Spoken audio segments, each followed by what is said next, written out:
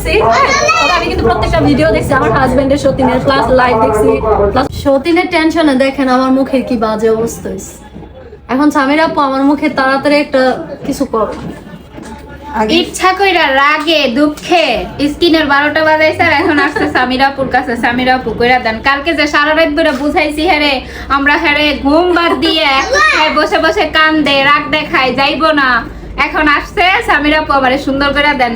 Guys আপনারা বলেন যোকে কিছু করার দরকার কিনা? কিচ্ছু করে দিব না, ফেসিয়ালও করব না, চুলেরও কিছু করে দিব না। আচ্ছা আরেকটা কথা আমি না বলে পারলাম না, অনেকেই মানে আমি চলে গেছি, তবে আমি কিন্তু প্রত্যেকটা ভিডিও দেখছি আমার হাজবেন্ডের, সতীনের প্লাস লাইভ দেখছি, প্লাস অনেকে যে ট্রোল করতেছে ওইগুলো দেখছি, ওইখানে কমেন্ট গুলো আমি পড়ছি।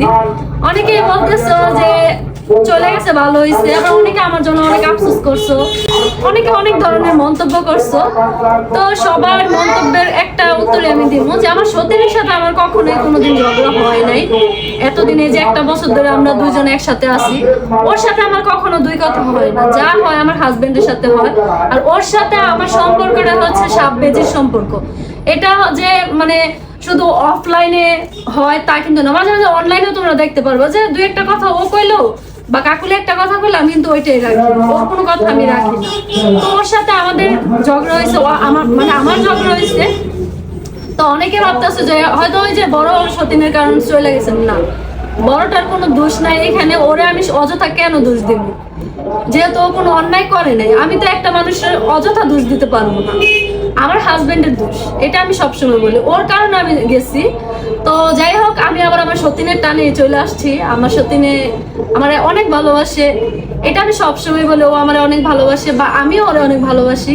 তো আমাদের ভালোবাসার এই বন্ধনটা যেন সারা জীবন থাকে, আমরা যেন সবসময় একসাথে থাকতে পারি, কারো কথা যেন না শুনি, কারো কোন মন্তব্য যেন কানে না নেই।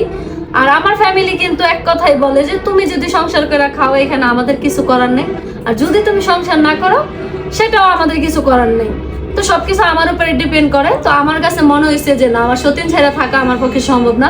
আমি কয়েকদিন ছিলাম, আমি বুঝতে পারছি যে আমার মনের উপর দিয়ে কি গেছে। তো আজকে আমার কাছে ভালো লাগতেছে।